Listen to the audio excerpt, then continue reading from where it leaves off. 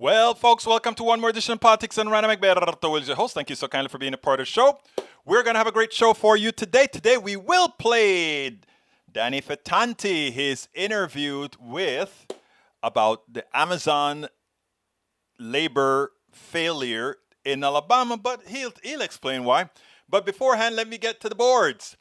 Michael Rudden says, Kamala Harris, for years and generations, wars have been fought over oil.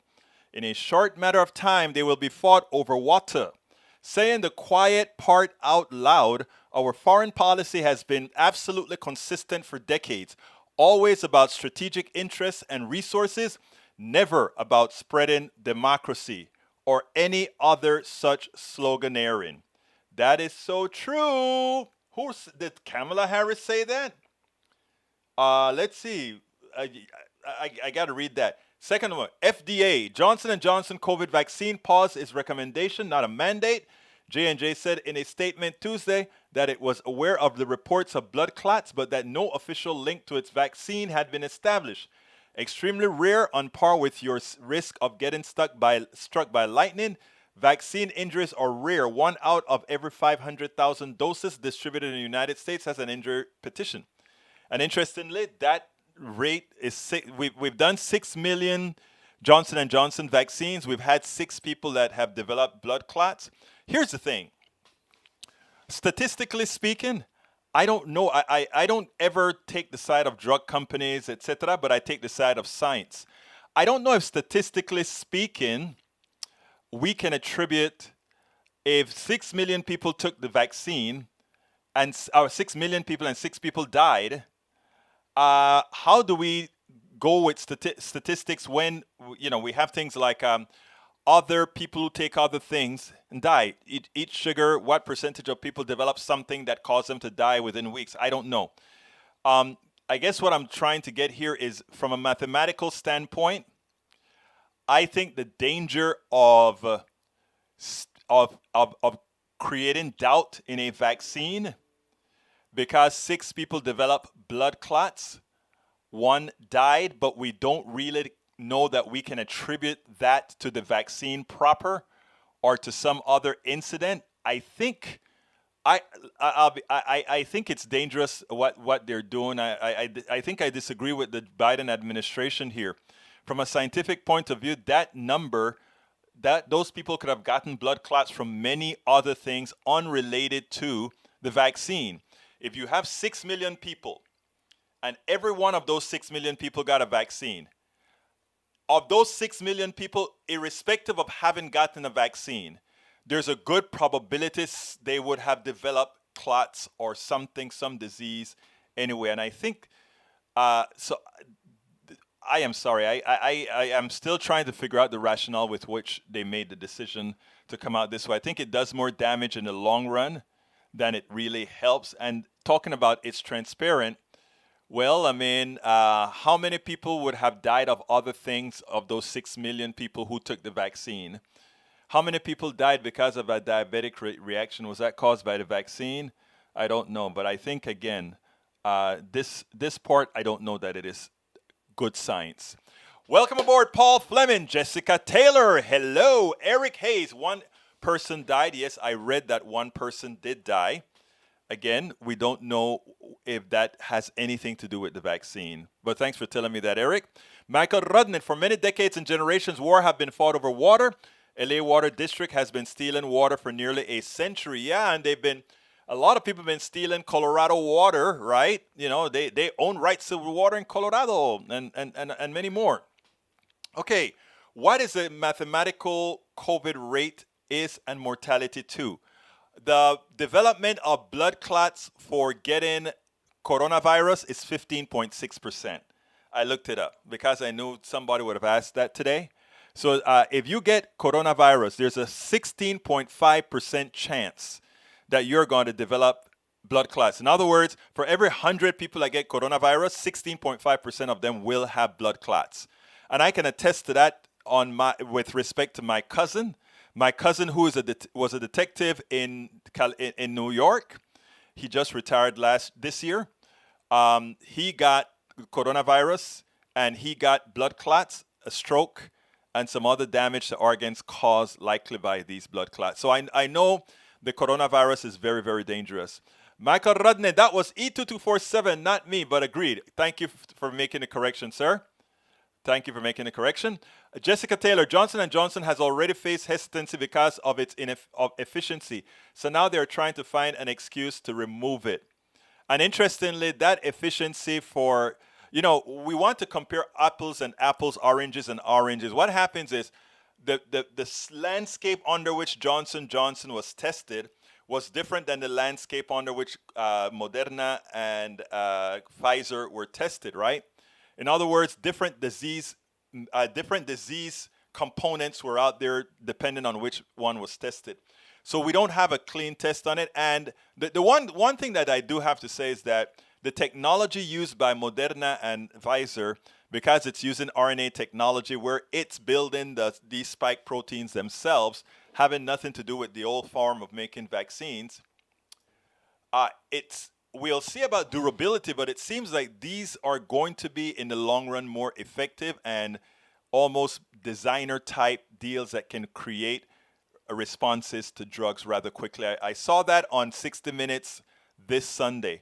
Anybody need to see 60 Minutes? It's an important thing to watch on 60 Minutes. And there was another thing I wanted to cover on 60 Minutes that I can't remember right off the top of the head, but it got me pretty darn upset watching it. Maybe I'll look for it after I play the other video.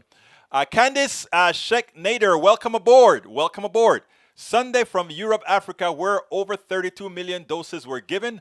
Only 222 cases reported with issues. Studies showed that it was linked to low blood platelet count.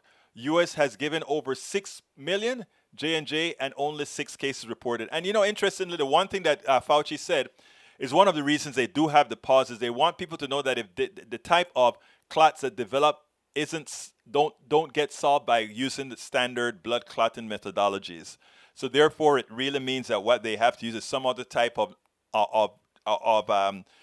clot mitigation techniques. I don't know. I'm not a doctor, but that's pretty much what they said. Michael Rodden says Iowa reports 590,000 people vaccinated, 0 additional COVID-19 deaths. Yes, true.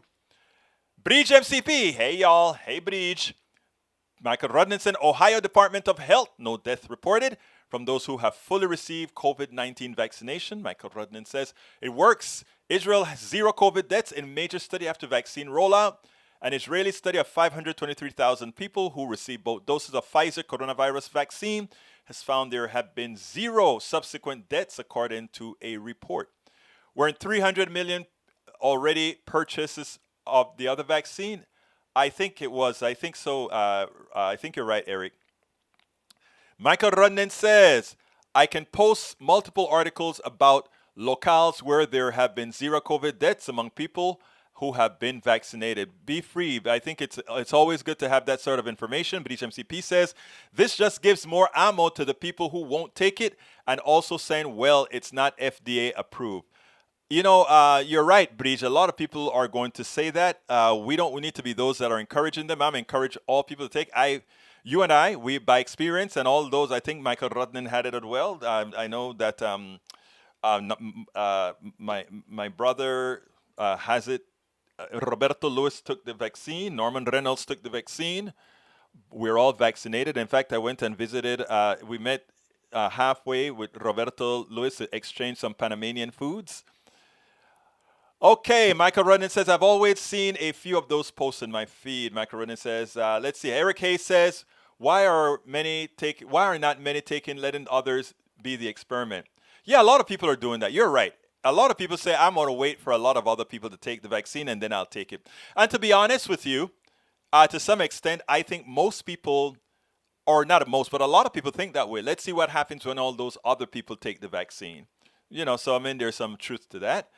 Let's see what else. Okay, let's go ahead and get busy. What is the show going to be about? Why Amazon unionization failed. Why did Amazon unionization fail? Police assault on POCs deconstructed, and GOP voter fraud. And I need to talk about the GOP voter fraud first, okay, and then I'll move on.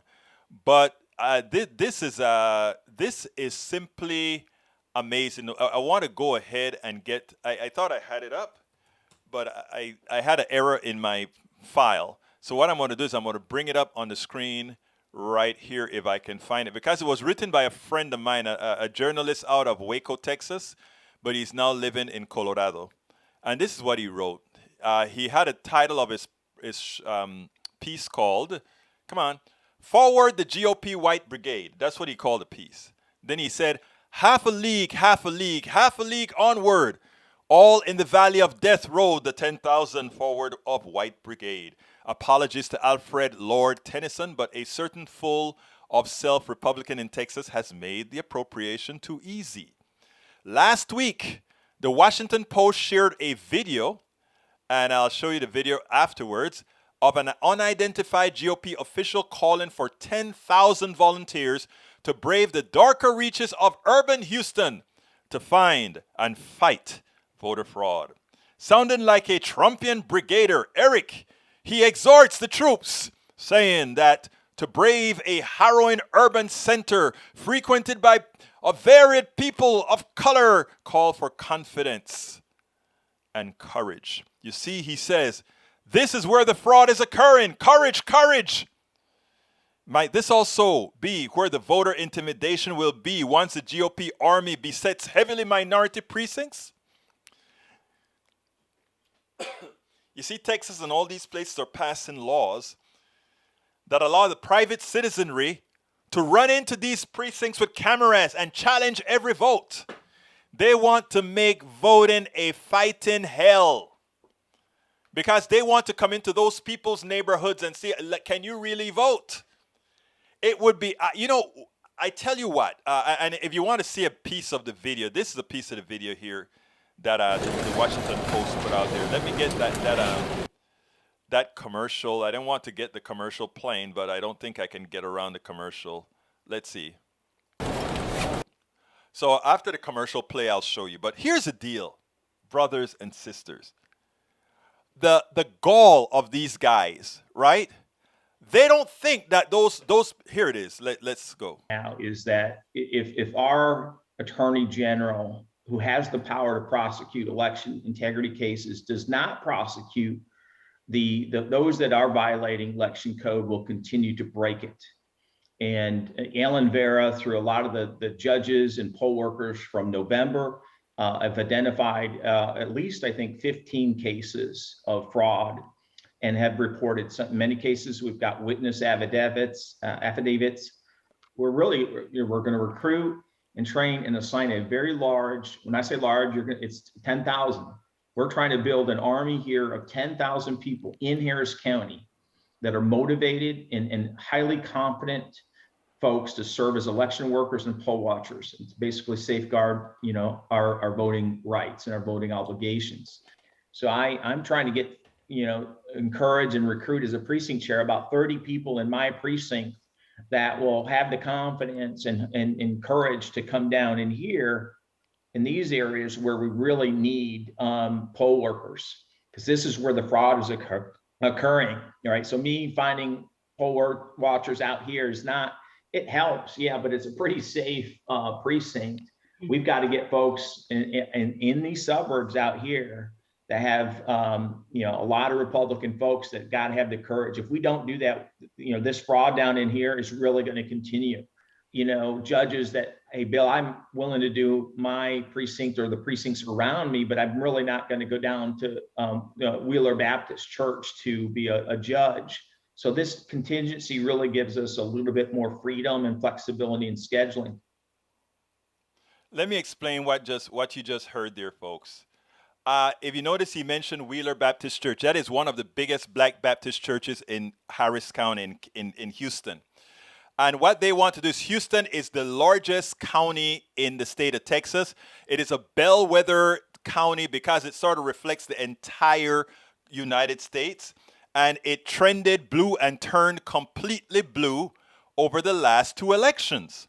Lina Hidalgo is now the most powerful woman, a 29-year-old, most powerful woman in Harris County, and has handled all our natural disasters, including COVID, better than our governor did. She has been much more intellectual than our governor has. She has been much more scientific than the entire Republican Party has. And what they are trying to do now is they are trying to create 10,000 people, bring 10,000 people to go all through this large county and work at polls, watching. They have the state that it's trying to create laws that allow these people to harass voters because they can't win as people get smarter. As people get smarter, they unenslave themselves and they can't take it. So now they are trying to go in, and all the neighborhoods that you saw him circling, they're all Latino or black neighborhoods. So in other words, if you're black or Latino, and your precinct coming out to vote, more than likely there's voter fraud.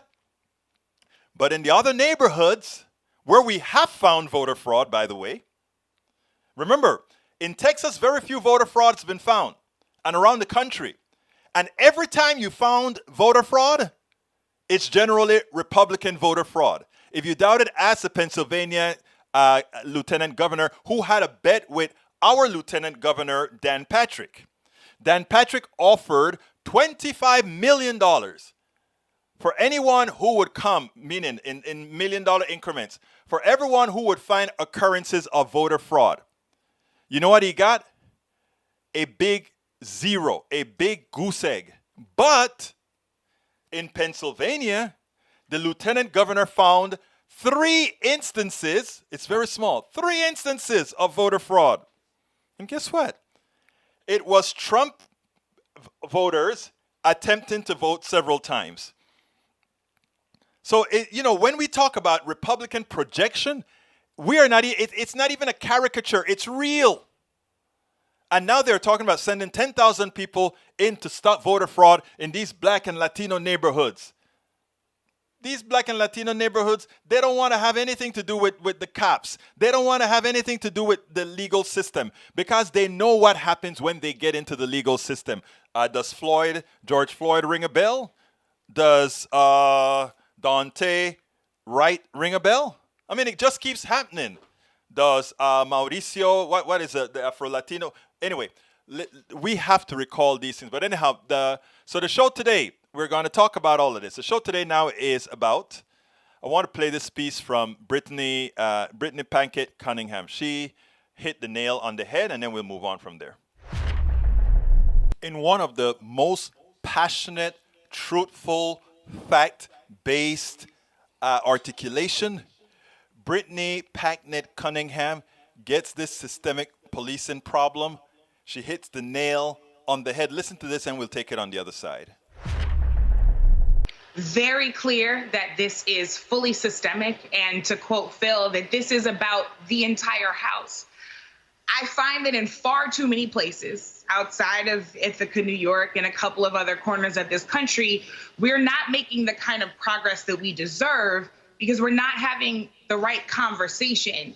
Chris, if you ran a company and you hired an outside contracting firm to come and help you solve problems, and they came in and they did their job, and when they did their job, they didn't solve most of the problems. They didn't prevent the problems from happening. And in fact, they caused new problems of their own, and they caused those problems incredibly severely against certain people who work for and with you, who were your neighbors, people that you loved. And then they came back to you at the end of that year and they said, pay us more money. And in fact, don't just pay us more money, make sure that the people that we caused the most harm to help pay the bill. You would laugh them out of the room, because in this country that is built on a violent capitalism, that is most often defended by the very people who still tell us to back the blue, that would be a laughable premise. And yet, we continue to increase police budgets every single year. Only 46% of violent crimes are actually solved by police. Only 18% of property crimes are actually solved by police. Why are we giving them a raise? And every single day, we are forcing Black Americans, whether we want to or not, to invest in institutional projects that are built based on how effectively they express violence against our bodies, our minds, and our families. And then this country has the audacity and the unmitigated gall to turn around and demand that we are patient, that we are understanding, and that we try reforms that haven't worked time and again. It is insulting, and let's be very clear, for Dante Wright, it is deadly. Time up. Time up. It is clear that we are not paying these guys on performance. She gave the numbers that shows they are very ineffective. They increase their budgets every year. When we talk about defunding the police, what we're talking about is fund them no more. Don't be giving them additional funds to decimate the bodies of POCs. Why would we be doing that? Which is what exactly we're doing. We're constantly paying them more to hurt a particular group of people. The only reason we're seeing this now is that the ubiquity of video, the ubiquity of recording devices. This is not new, but we're seeing it now. And the fact of the matter is, America is paying an army, a police force that has the bird's eye, that has the crosshairs on people who look a certain way. It is time to end it. And it is time, first of all, for these reforms that we're talking about is more than monetary. It's more than defunding or removing funds. It is also holding them legally accountable by removing immunity so that when they murder somebody that was undeserving of being shot, that they themselves are treated like the murderers that they are. Absolutely so. Absolutely so. I want to go off on a quick tangent here because I remember what I was talking about with 60 Minutes. You know, everybody like to talk about the free market and the capitalism, etc. And I always talk about the corporations are nothing more than parasites because they don't really take risks. You know, they got mad because you remember when you got a student loan. Guess what? The government backed the student loan. So if you didn't pay back the bank who loaned you the student loan, they would then go to the government and say, hey, John Peter didn't pay for the student loan, so government, pay up. In other words, the government insured the loan that the bank made to you. What was the bank's job? That was free money to the bank. He was taking no risks.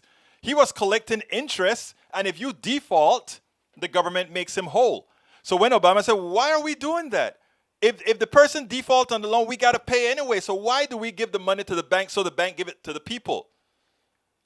It makes no sense. And then the bank charges interest. It makes absolutely no sense. Why don't we give it directly to the student? And that's what was included in the Obamacare bill. The banks went crazy. Oh, socialism. Well, that's the kind of socialism I love. Not giving my money to you. The bank wanted socialism for themselves. Another thing as well, when it turns out that right now, you heard about Moderna. You hear about all these great RNA deals, right? These RNA things that allows us to build all these nice drugs quickly. And these companies come out and like, we had something to do with it. They don't tell you it was all funded by DARPA. We funded all that development and they brought it to fruition. They don't take risks. As they talk about the reason why we have drug prices high, the reason why we have these other things high is because we take the risk and only one in X amount of drugs really make it. BS. B to the S. We invest in those drugs, the American people. And when they make the profits, they sock us with the bill to make more profits for the execs. And we don't get any money back as the original investors into the project that they take to completion after they know it has a good likelihood of succeeding.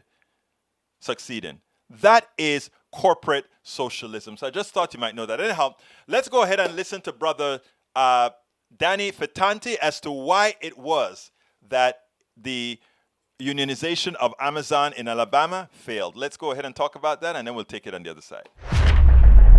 Welcome to another edition of Politics Done Right. This one we are doing live. As you guys know what has happened in Alabama, we were supposed to have a new union in Alabama for the Amazon workplaces. it didn't happen. There are various reasons why it didn't happen. So my thoughts were, how can I find out exactly what's happening in the psyche of people that would have them not see the necessity when going up against companies like Amazon, that in fact we do need a union? How best to answer these questions than to speak to a former union head? Today we are honored to have Danny Fitanti. Danny Fitanti, welcome to Politics Done Right Special. How are you doing today, sir? Let me ask you something, Danny. Tell our audience a little bit about you before we get into the subject. Well, I was a labor organizer for 34 years. I started organizing in Tupelo, Mississippi.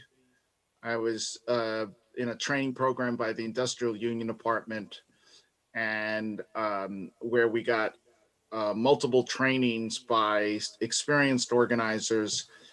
And the Industrial Union Department invested in developing 3 years of organizers that worked on the field with campaigns, and we tried to do everything the right way. So, for example, we emphasized gathering up information before you have an open campaign, so you know everything about the workforce, and that you know who the social leaders are in every group.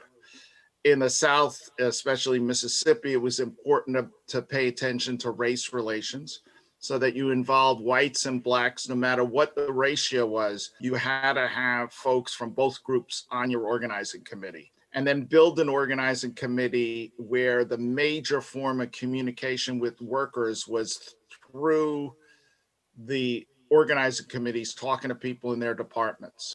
My first campaign, when I met with a group of workers who had been involved in 2 previous losing campaigns, I sat down with folks and they were all white. And I knew the plant was about 40% black. I said, "Where are the African-American workers?" And they said, "Well, this is our organizing committee we've had for the last 2 campaigns." And I explained, "You lost both campaigns. So I want representatives, the most respected black workers from each department, to show up at our next committee meeting." And they said, "Well, this is the way we've always done it." I said, "Well, we're not doing a campaign unless we have representatives from all the groups." And they said, "Well, why don't you go get them?" And I said, "No, they don't worry whether I want them at the meeting. They're going to worry whether you have to go to your coworkers who are the most respected." After debate a little bit, they finally agreed to it. And our next committee meeting, we had people, a strong multiracial organizing committee. Now, let me ask you this, Danny. When this unionization effort started in Alabama, and we had the likes of Bernie Sanders going down to the plant to try to convince these people that that's in the best interest of the workers. Likewise, we had Biden giving them sort of a tacit support, encouraging unionizations. How could a program fail, and not only fail as badly as it did in Alabama? What is the genesis of the issue out there? Having speakers, and I have a very high the campaign. Every time you bring in VIPs and have them do something, you're emphasizing that the union is an outside force, people talking to people, instead of people on the inside doing the work. We went to Bessemer, Barbara and I, a week before the election, and we went to the plant gate. And when you drove up to the plant gate, there was tons of yards, set off an alarm bell. If you're doing yard signs on a highway to telling people to vote union, there's something wrong with the communication. The communication should be between respected workers on the inside and their coworkers. And if you have to put yard signs outside, there's something missing in the campaign, and we weren't sure of it. So we talked to the one person who was at the plant gate with a sign saying vote union. The person wasn't a worker, didn't know what the issues were, and it was sort of like signs are going to make people. The emphasis of that campaign was they had another great person, Reverend Barber. He did a rally, and these are him and Bernie are wonderful people. the fact that the PR department of the union seemed to be making the decisions instead of field organizers was an indication that there was something off in this campaign. What I found out was when the union filed the petition, they thought there was 1,500 workers in the plant instead of over 5,000. Now, if you file a campaign and you don't even know what the workforce is, there's a serious problem.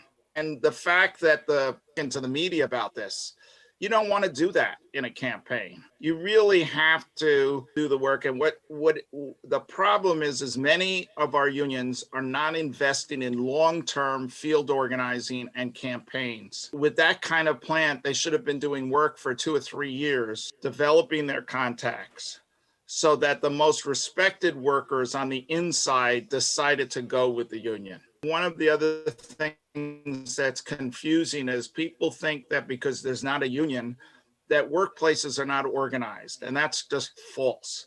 Workplaces have tons of social organization, everything from prayer groups at lunch to bowling teams to young guys who like to go out and get drunk, and there's a whole group of social groups there. You've got to understand that. And if you spend the time, and in a plant like that, if we had spent the time working with the people in the plant, my understanding, it's written up in an article in the Nation, which I thought was very good, by McIlvaney, that the majority of the contact between workers and the union was done at the stoplight. People were spending all their time trying to talk to people when they stopped.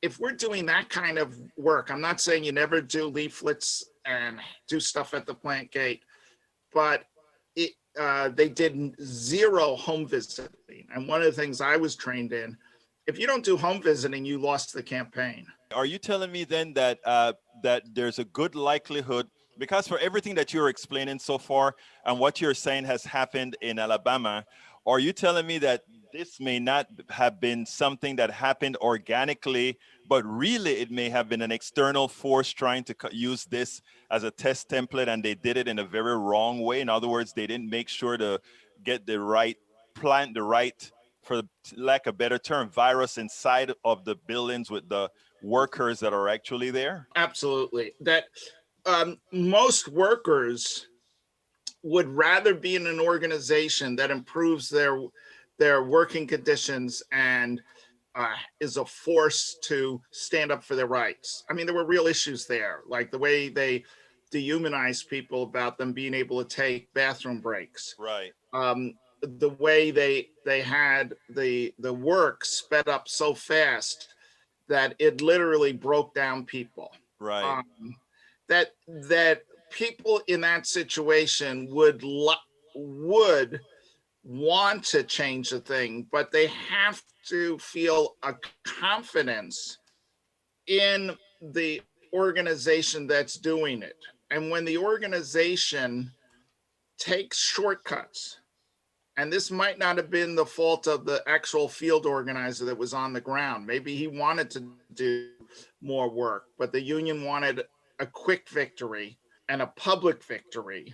And as a result, the union took shortcuts. And at that point, real social leaders back away from the union, and then voters. So there was a lot of pro-union workers there that, in my estimation, did not vote, or even some of them voted against the union because they didn't think that the union drive was right. Now, when you file an election for a group of workers and you're so far off on the estimate of the number of workers, where the union thought there was 1,500 workers and there was over 5,000, the union should not have kept on going. What they did was run around and try to pick up more cards to meet the minimum threshold. The way the industrial union part of the AFL-CIO, which is no longer funded, by the way, it had a very good program in Mississippi and North Carolina of doing long-term serious organizing, and budget cuts cut back on all of that stuff. And I think unions are making a mistake when you have accountants and public relations people making decisions instead of... To some extent, you're making the case for many as far as the union needs to make structural changes, before it actually becomes a force. It almost seems like the union became not the anti-corporation, but a corporation within its own right. The last thing that you should cut when there's hard times in budgets, and a bunch of the union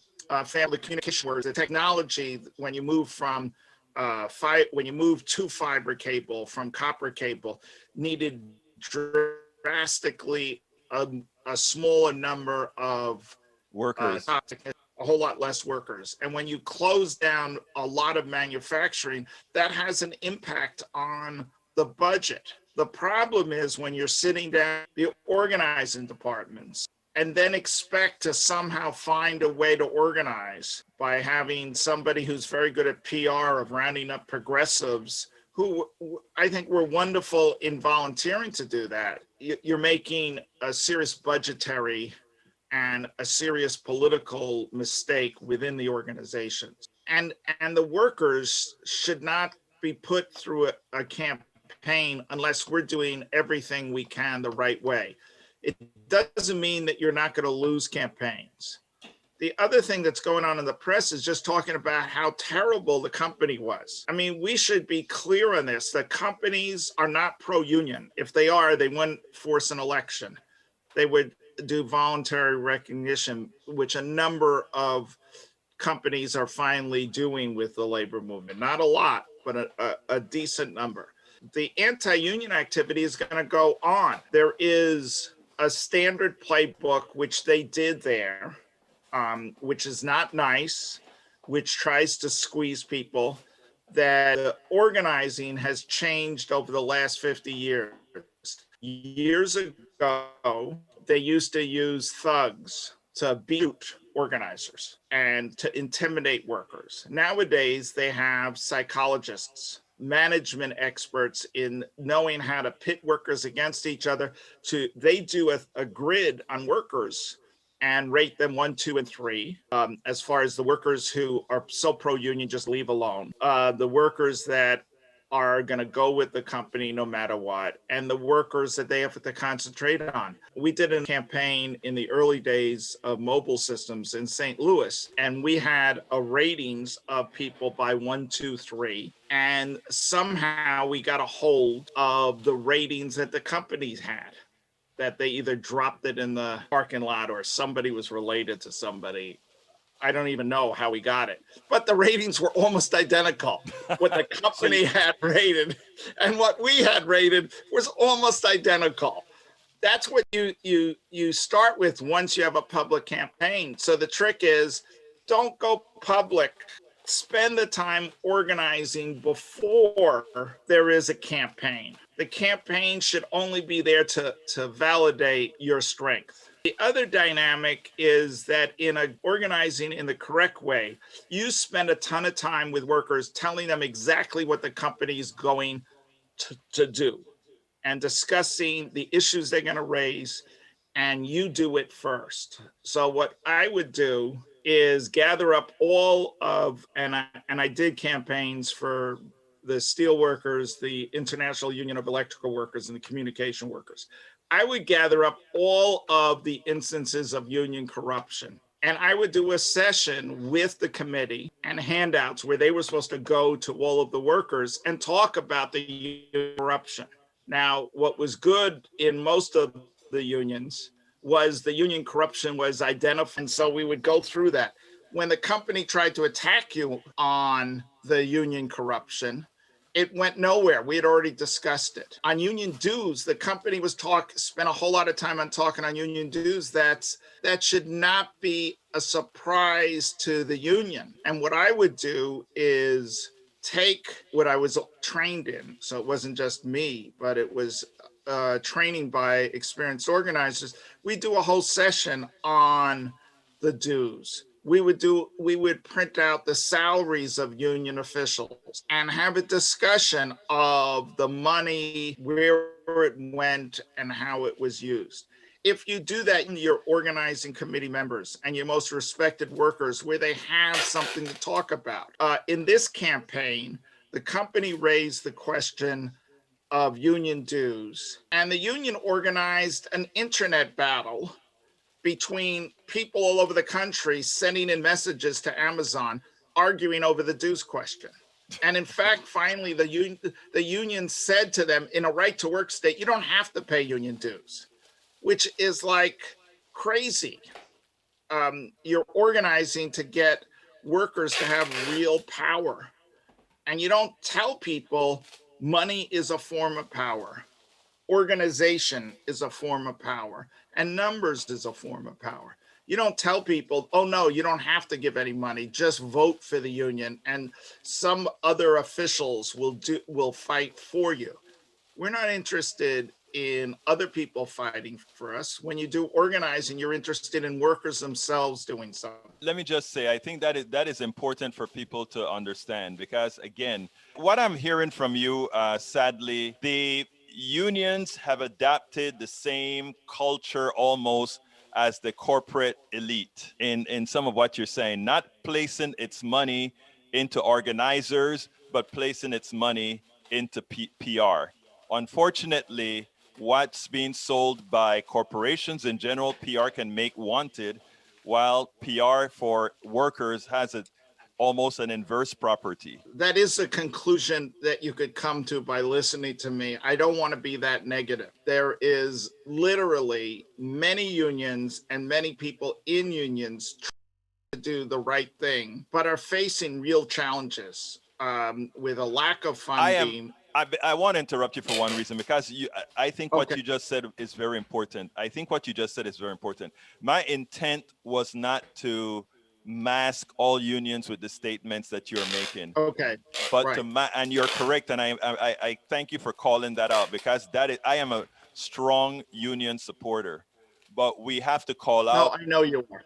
right? We have to call out when the unions fail, just like you mentioned in your past narrative. You put out, when you're starting to organize a new place, you put out a list of all the ills that the unions have done, so that it cannot be used as a hammer by the corporation when they're trying to say, look at what the unions have done here. I mean, just as well, we could say, look at what the corporations have done here. Actually, Right. isn't it true that the Chamber of Commerce is just a union for corporations? Isn't it true that the Metallurgical Association is just a union for metal companies who have metal interests? So, I mean, Yeah. why is it that the American workers, the only thing that folks don't want to get organized? And you can continue there, Danny. There was a call center in Austin, and it was under the name of AT&T Wireless. This was before Southwestern Bell bought AT&T Wireless. And it was actually owned by the Japanese telephone company, and they were paying for the logo of AT&T. And people were having one hell of a time trying to get them organized by all sorts of methods. So we did something that they had done in the 30s. We recruited young people to get jobs there. Both of my sons and my nephew went and applied there. Two of them got hired, and they got a bunch of their friends hired and other kids hired. And we built an underground organization within this 1,000-person call center for 5 years. Now, I had people above me saying, what the hell, it's taking so long. I mean, that was not the only thing I was working on, but there was enough support for organizing that said, leave him alone, let him do the thing. And we built a whole organization in that workforce over 5 years, and that we're strong enough to come open. And then Southwestern Bell bought AT&T, and we were allowed to use card check, and we were the biggest large call center organized in the country in a very short period of time. The other one was in Jackson, Mississippi, where people have been doing some serious organizing. Well, no, there's other examples of where people have done meticulous long-term campaigns. But in this campaign, we were talking about a big victory way before the election. It made me extremely uncomfortable. I hoped that we had a big victory, but none of the signs were. I worked for the Industrial Union Department of the AFL-CIO. They sent a person undercover to go through a training by Modern Methods Management, which was the biggest union busting firm. and they got their manual and they went through the whole training. And then they came back and did a training for the field organizers. So we were trained in how to break a union. And that kind of training and investment in field organizers, I think it's being done very little at this point. And if we're going to turn around the labor movement, there has to be a serious investment in training of the fundamentals. The internet is not going to organize workers. Right. And I'm a little bit of a caveman when it comes to the internet. And so sometimes I don't have the credibility to argue against it. But the idea that you can send out messages on the internet and expect you're going to win things, it goes against the fundamentals of unions. Is workers collectively are faced with collective problems. They try to do collective efforts to win collective solutions. I think that is so important what you just said, because a lot of people think that and in fact, I think the union and what we also call the what kind of economy do we call it now? The go economy or the gig economy.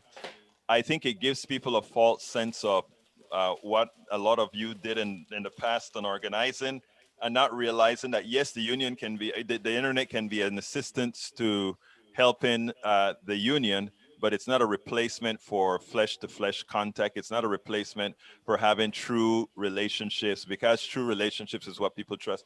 Danny, I don't have much time left, so I want to ask you one specific question.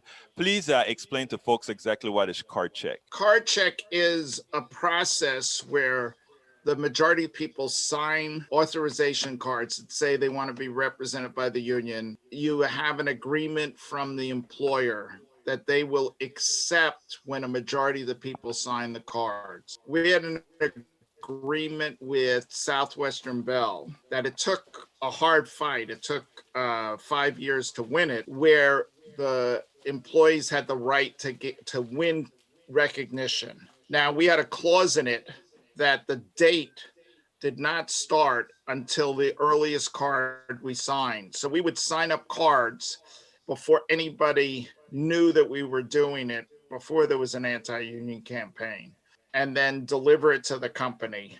And we had 2 months to do it. The one card had to be 2 months within the other one. So these are cards for every employee that comes from the federal government, pretty much? No, we designed our own cards, but it's when you get the recognition, it is a voluntary recognition. The company chooses to not fight the union. And we were able to win it with Southwestern Bell at the time because we put a tremendous amount of pressure. It was during the 80s when there was a lot of deregulation. Now, what do they mean then, Danny, when they talk about the card check legislation? Exactly what was the card check legislation? If we could get card check legislation, it would allow workers to be recognized by signing up the majority without ever having an election. You wouldn't need an election. The company would accept that. And there have been attempts at getting that through on the federal level. It has hit a brick wall because it's a very powerful thing. Right, because if the majority of the workers, you have an eternity to sign up to the majority of the employees and then once you get that amount, that union has to be recognized. And there's no there is an anti-union campaign. As soon as they hear about you, they try to do it. So I think one of the most important things I want to say is, in union organizing, you should assume that they are going to try to clobber you. They're going to come up with every piece of dirt they can have on that individual union, on individuals, and run it at you. And if you do the preparation, which is called in union organizing inoculation, before pain becomes public, it's discussed in detail, boring. 3 months before the election, it's very hard for the company to make an issue of it the week before the election. And if union corruption is talked about, where we expose everything ourselves early on, then it is extremely hard for the company to try to come up and say corruption. Everybody says, oh yeah, we know about that. The organizer told us all of that. We got the paperwork on that. What do you? And it totally frustrates the union busters. when they But try. in this campaign, they were able to pick the timing of when the issues were discussed. If they control the timing, and if the union's doing the organizing, we should control the timing. And we have the ability to do it if we do a process which is called inoculation, which is letting people know all of the downsides of the union and talking about that together, working together, you can make a difference in your workplace. Not that a union representative will save you. Workers don't want a savior. They want the ability to have some sort of power and influence over their lives at work. We spend well over 50% of our working hours. Most workers don't work a 40-hour week. They work a lot more. Absolutely. And they would like some sort of control. Long-term adult workers understand that, and they have a respect for themselves.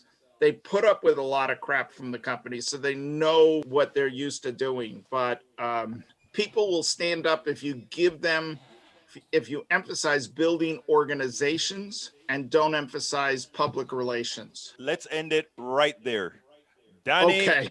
Fetante, former union organizer, former head of several organizations. Thank you so kindly for having been on Politics Done Right, my friend. We know when we have these subjects, where to go. Thank you very much, Danny. Thank you, Egberto. We spend a lot of time. I hope you enjoyed that. I enjoyed talking to Danny. We did this live on Saturday, and then I cleaned it up and then put it out there. I haven't gone to my peeps yet, so all I want to say is those of you who are online right now, please consider on YouTube, please consider hitting that join button and becoming a part of our PDR posse headed by Bridge MCP. Please consider also getting our mug. If you take a look at our screen right now, you'll see that mug that was designed by our one and only Bridge MCP. Please consider getting that mug. How can you get that mug? You can get that mug at that link that I showed down below. So please go ahead and consider it. If you don't see that join button on YouTube, or if you are not on YouTube, please consider going ahead and getting it right here. That is politicsdoneright.com/YouTube, politicsdoneright.com/YouTube. You can also support the program by going to politicsdoneright.com/Patreon, politicsdoneright.com/Patreon. Patreon is spelled Patreon, Patreon, or you can support us via PayPal, politicsdoneright.com/PayPal, politicsdoneright.com/PayPal. If you want to get our book, the book that you see on the screen right now, it's worth it. How to talk to your right-wing relatives, friends, and neighbors. Consider getting it at Amazon. But if you want, oops, I put the wrong thing in there. If you want to get it at Amazon, please go ahead and get it at the link that I just placed in there. Or you can forego the middle person by going to politicsdoneright.com/store, where you can also get our t-shirts, all our books and mugs, everything, you name it, you get it. But please support us in whatever way you can. Let's get to the store, to the map. All right, to the messages. Bridge MCP, welcome aboard. Michael Rudnin, welcome aboard. E2247, welcome aboard. Of course, there is Michael Rudnin. Let's see, I think I saw Mike Cisak. Union leaders only help themselves, not their members. Not true. If it weren't for unions, we'd have no middle class. I think we need to learn our history. It's important, Mike.